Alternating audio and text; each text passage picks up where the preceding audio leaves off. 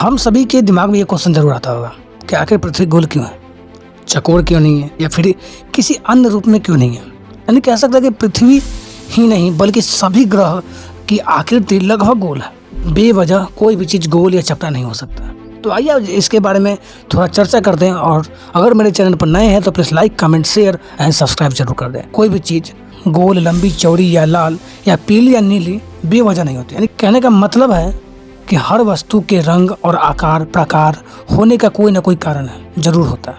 इसी तरह से हर पदार्थ, जल की बूंद, गोले की बूंद, इसका भी कारण लगभग वही है जो कि पृथ्वी गोल होने का कारण है।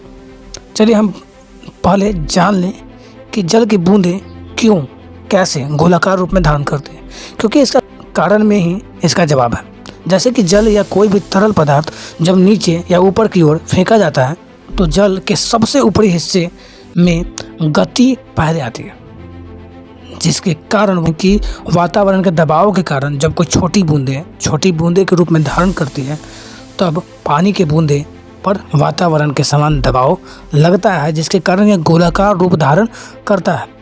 और इस कारण यह भी किसी न किसी गोलाकार पे दबाव बहुत कम होता है और इसलिए पृथ्वी गोल है। और पृथ्वी पूरी तरह से गोल ना होकर लगभग अंडाकार की है। अब ये अंडाकार क्यों है जबकि पृथ्वी का दबाव समान दाब है?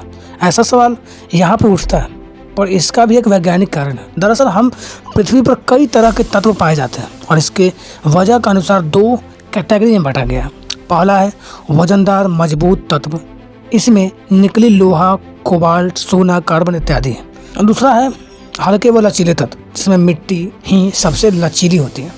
हम सभी जानते हैं कि पृथ्वी सूर्य की परिक्रमा करती है, यानी चक्कर लगाती है, और सूर्य द्वारा पृथ्वी पर अभिकेंद्र बल लगाया जाता है। और इसी बल के कारण पृथ्वी एक निष्क्रिय कक्षा में निश्चित वेग से सूर्य की परिक्रमा करती है। जब सूर्य अभिकेंद्र बल से पृथ्वी को अपनी तरफ खींचता है तो पृथ्वी की भारी तत्व वाला भाग सूर्य की तरफ खींच जाता है।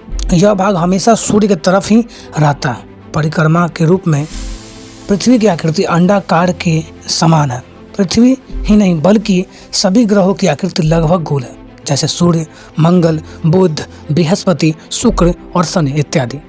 सभी ग्रह लगभग अंडाकार या गोल की है, इसलिए कारण समान होना चाहिए। दरअसल गोल आकार पे दबाव बहुत कम होता है। इस आकार में संतुलन होने की सबसे बड़ी संभावना भी होती है। आपके मन में जरूर उठ रहा होगा कि कौन सा दबाव होगा, आखिर ये जो अंडाकार और गोलाकार का ये जो ग्रह बन चुके हैं, आखिर इसमें कौन सा दबाव पड़ रहा होगा। तो आपको बता दिया जाए कि यह विकृति पृथ्वी की गति के कारण जो दबाव उत्पन्न होता है, दरअसल पृथ्वी सूर्य की परिक्रमा करती है और साथ ही साथ अपनी ध्रुवी पर घूमती रहती है।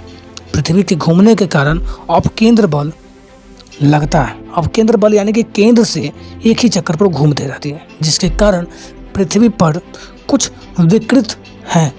जरा सोचो कि पृथ्वी अगर रुक जाए तो बहुत सारे दिक्कतें हमें झेलने की जरूरत पड़ सकती है और इस ग्रह के लोगों को भी। समुद्र के पानी इधर उधर डूबने लगेगी और धरती अचानक से जहाँ तहाँ से फटने लगेगी और बड़े बड़े बिल्डिंगें नीचे धंस कर, और समझिए एक प्रकार का प्रलय और विस्फोट होने लगेगा।